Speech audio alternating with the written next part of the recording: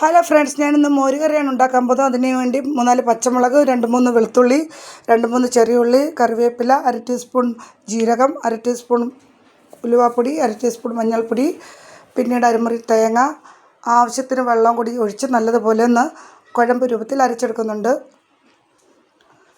അതിനുശേഷം ഞാൻ 1 ലിറ്റർ പാല്, തൈര് ഒഴിച്ചിട്ടുണ്ടായിരുന്നു. അത് നല്ലതുപോലെ ഒന്ന് ഒരു തുള്ളി വെള്ളവും ചേർക്കാതെ നല്ലതുപോലെ മിക്സിയിലൊന്ന് അടിച്ചെടുക്കുന്നുണ്ട്. അതിലേക്ക് അരച്ച് വെച്ചിരിക്കുന്ന അരപ്പ് ചേർത്ത് കൊടുത്ത് നല്ലതുപോലെ ഒന്ന് മിക്സ് ആക്കുന്നുണ്ട്. അതിനുശേഷം കടുക് ഇട്ട് കൊടുത്ത് അതിനുശേഷം അരിഞ്ഞ് വെച്ചിരിക്കുന്ന ചെറിയ ഉള്ളി ഇട്ട് കൊടുത്ത് വറ്റൽമുളകും കൂടെ അരിഞ്ഞിട്ട് കൊടുത്ത് നല്ലതുപോലെ ഒന്ന് വഴറ്റിയതിന് ശേഷം കറിവേപ്പില ഇട്ട് കൊടുത്തതിന് ശേഷം കുറച്ച് മുളക് പൊടി ഞാൻ 1 ടീസ്പൂൺ മുളക് പൊടി ഇട്ട് ചൂടാക്കുന്നുണ്ട്. അതിലേക്ക് അരച്ചിരിക്കുന്ന തൈര് ചേർത്ത് കൊടുക്കുന്നുണ്ട്.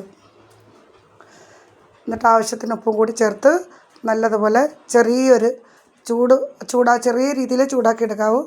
അതിനുശേഷം നമുക്ക് ഉപയോഗിക്കാവുന്നതാണ്. അപ്പോൾ എല്ലാവരും ഈ രീതിയിലൊന്ന് മോര് കറി അല്ലെങ്കിൽ തൈര് കറി ഒന്ന് ഉണ്ടാക്കി നോക്കണം. അഭിപ്രായം പറയണം. Bye bye.